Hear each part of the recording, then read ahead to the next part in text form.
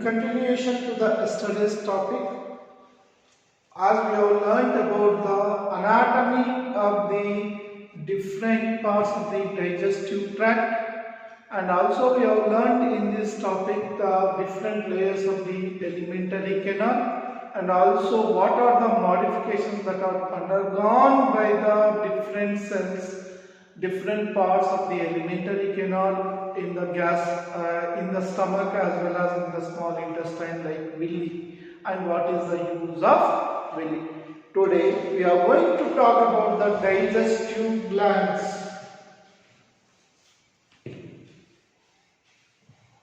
So here already we have discussed that digestive system. Digestive system is modified at different places, and digestive system is a composition of alimentary canal plus its glands and associated glands. This is what the digestive system is. Now, digestive glands. Gland means a group of cells or tissues. So here we need to think about the gland. Gland functionality is production of certain requirements for the digestion, and which are generally made up of cells, and these are modified. So gland is a functional and structural unit where cells or tissues in that organ is modified, that is changed, modified or changed into a perform one or more than one function. Functional and structural unit where cells or tissues in that organ is modified into perform one or more than one functions, and generally these glands are modified columnar epithelial glandular cells. So the main composition of these glands will be columnar epithelial glandular cells, and there can be simple epithelial cells also sometimes. So this is the main composition of that. So what are the different types of glands present in our body? So here we are only talking about digestive glands. So here digestive glands are generally in our body three types. Means they will be located outside the body. Most of them are exocrine. We will talk what is exocrine, what is endocrine. So first one are salivary glands. Second one is liver. Third one is pancreas. Fourth one is gastric glands.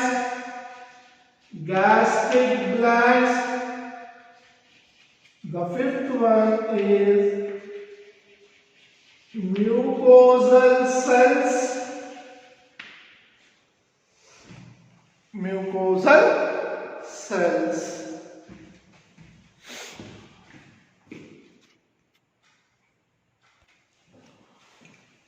So, we will now talk about the salivary glands.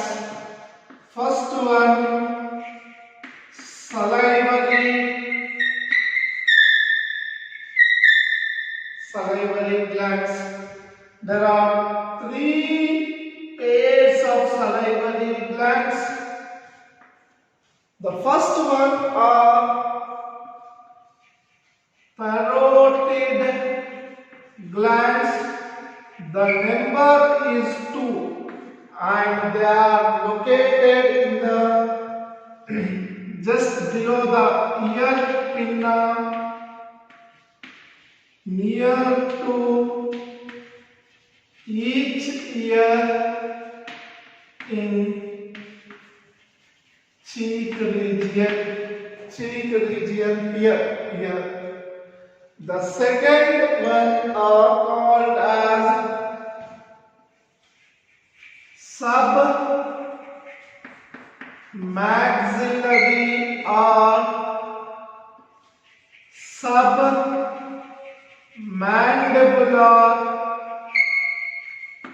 submandibular.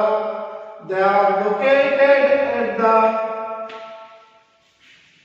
angles of lower jaw, that is here. In the angles of the lower jaw, and they will be pouring the secretions into the vestibule of the mouth, oral cavity, that is vestibule of mouth. The third one are sublingual and they are present below the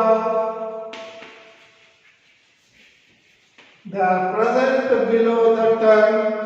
All these are two number, that is 3 pairs, that is 3 into 2, 6. 3 pairs, pair means 2 in number, pair means 1 set. So these are the glands and they pour their secretions. They all together will produce saliva. They all together produce saliva. So, what is the composition of this saliva? What is the composition of saliva? Saliva is a liquid substance with water approximately to 90% water is present in that, plus salts are present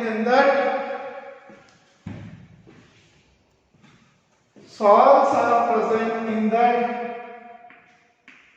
Enzymes are present in that.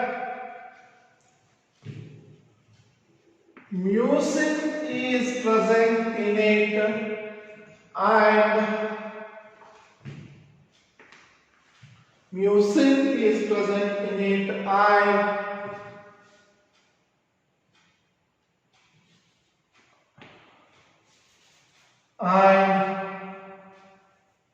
lysozyme is present in it. So what are the salts? They can be sodium, potassium, calcium, and so on. These are some of the chlorine, etc. So the enzymes present in the saliva are ptyalin and salivary amylase. Mucin is also present in this, which is sticky in nature. Sticky in nature, and the function of this is antibacterial in nature. So it is an antibacterial agent, and generally saliva maintains the pH of 6.8 to 7.2. So it is slightly acidic to basic, mostly slightly based on the food, slightly basic and acidic in nature. So this is the very important composition, generally important for need point of view. They can ask any sort of question from these. Many times I have seen the question related to the lysozyme or the enzymes present in the saliva. Most of the times the main question was that.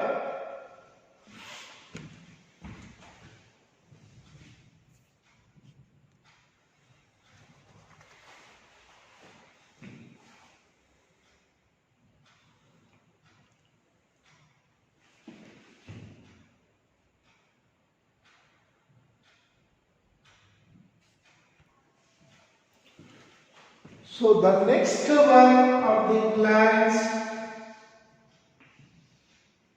of the digestive system, and the largest gland in the human body, called as liver. Liver is a approximately 1.2 to 1.5 kg organ in the human body, and it is having two lobes. Two lobes means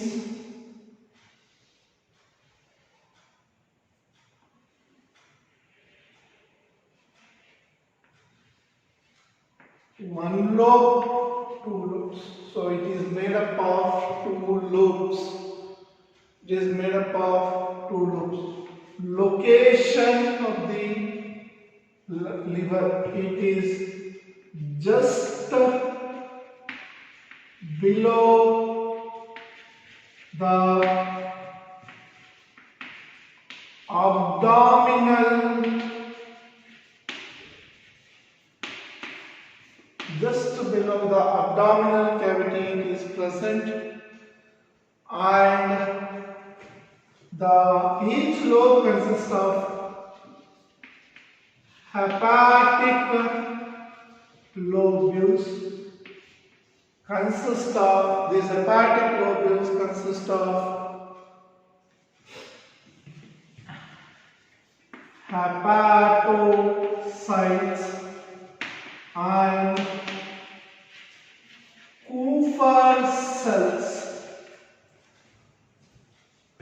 Hepatocytes or Kupffer cells. These hepatic lobules are the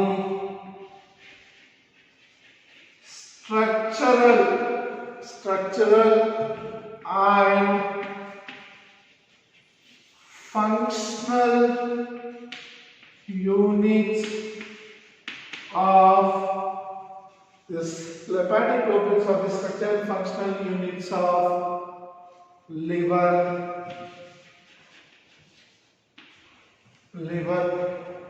This Kupffer cells helps in phagocytosis is digestion of extracellular material. That is the main function, and hepatocytes will produce bile juice. Bile juice. Bile juice. And whatever the hepatocytes are, the other name of hepatocytes is called as hepatocells. This bile juice is carried by bile duct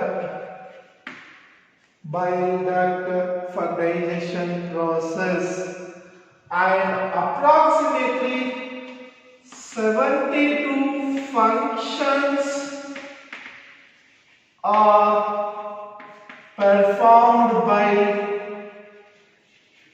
liver. Approximately 72 functions. So some of the very few important functions is conversion of blood cells into pigments, that is bilirubin and biliverdin. Intoxication of drugs, that is also done by the liver. Testing food quality and assurance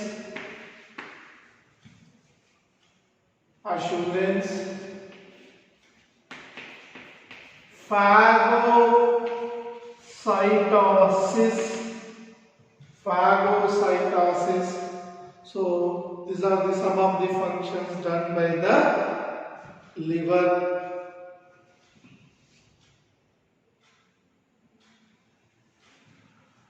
And whatever the functions, so the bile juice is produced in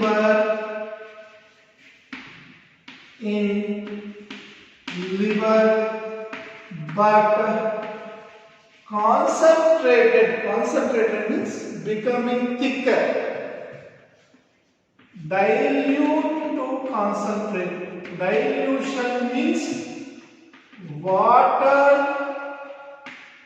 containing high amount. Concentrating means removal of water content, mostly water content. So this is done in gallbladder.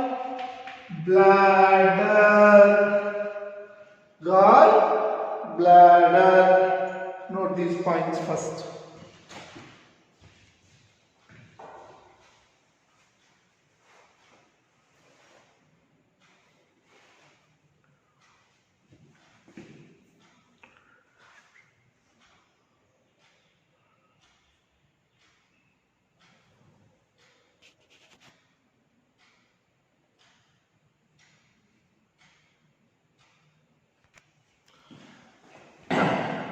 Next one, pancreas.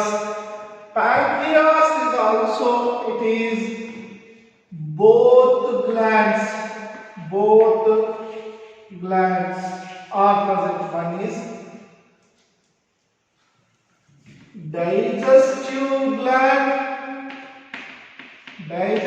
gland are present, and endocrine gland is present. So it is called digestive gland, means it is present on the outside. It is called exocrine gland, and it is endocrine gland. So for that reason, the pancreas is also called as mixed gland or dual gland or endocrine or and exocrine gland. It is a mixed gland, dual gland, exocrine or endocrine gland. The outer part, exo means outer gland, also called as digestive gland, produces pancreatic juice. The outer part produces pancreatic juice. The endocrine gland or the inner gland, endocrine, produces insulin, glucagon and somatostatin. These are the three hormones. These are produced by the endocrine gland. Insulin is produced by alpha cells, and glucagon is produced by beta cells, and somatostatin by gamma cells or delta cells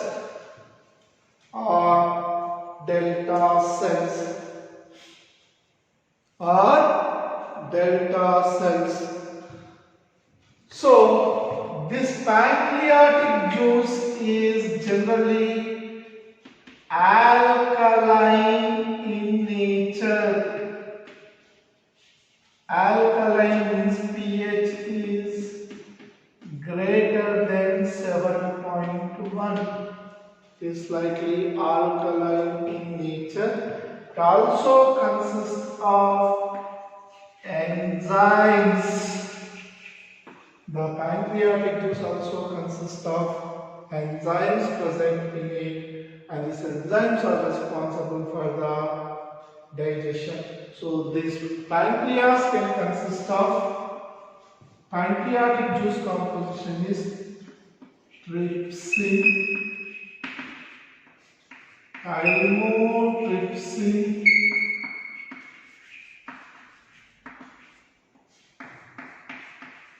pepsinogen, lipases, amylases, sucrases, maltases, and so on. So this is the primary composition of pancreatic